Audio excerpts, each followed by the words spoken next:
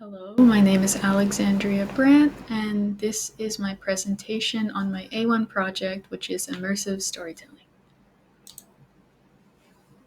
And this is just a quick overview of what I'm going to be talking about. So, my previous experience with AI tools were mainly with AI voice generators and AI image generation. In terms of AI voice generators, I have used them for personal projects in the past, and for AI image generation, I've used tools of that nature on only one other occasion, and I never polished any of the generated images.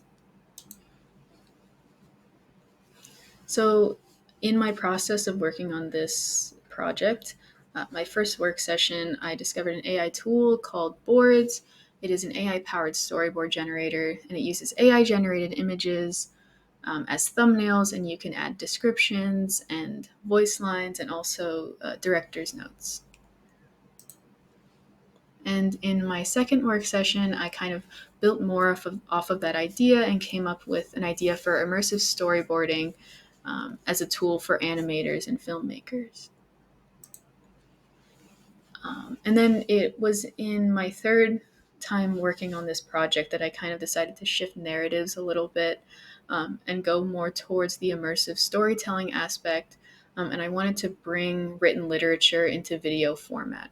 So the literature that I chose was The Raven by Edgar Allan Poe. It has a very gloomy, very horror atmosphere that I thought would translate well into a video.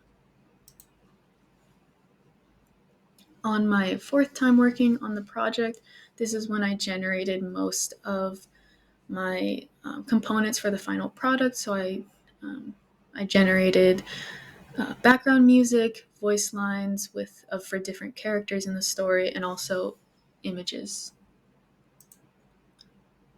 And then in the last work session is when I just was the final assembly of the video.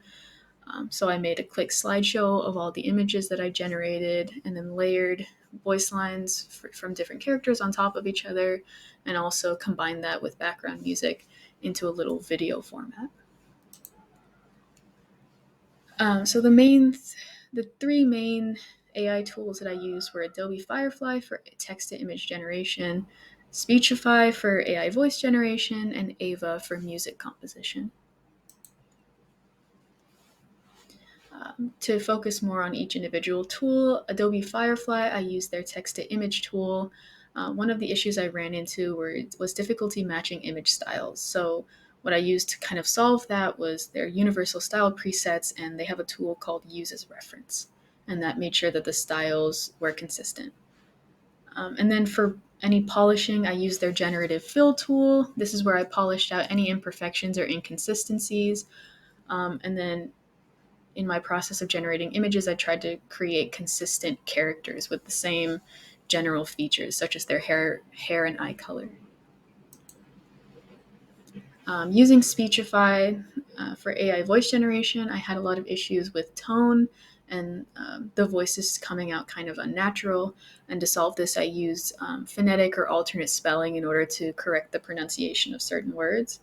And in terms of polishing, I used a editing software called Clipchamp, which is free on my computer. And I just split the voice lines into individual segments for ease of use during editing. Ava was the music composition tool, and in my research, I discovered that D minor is usually the key that horror soundtracks are written in. And so I generated about 15 samples and chose whichever one I felt fit the video most. I found in polishing that there were very little options for customization after I had generated the music. And then I'm just going over some pain points in the whole process again. There were issues with consistency in the image generation, and when I tried to polish out any issues, using generative fill was a very long and tedious process. And then for AI voice generation, I had issues with like the tone and it sounding unnatural. At times, it sounded very uncanny valley. Some implications that I think these types of projects could be used for. I feel like it could have a lot of uses in speculative work.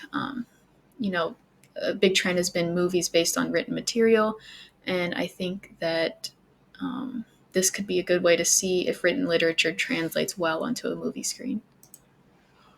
And then during my process of making this project, I found that a big limitation came with the type of literature that I chose. So I chose The Raven by Edgar Allan Poe, which is very metaphorical and very symbolic.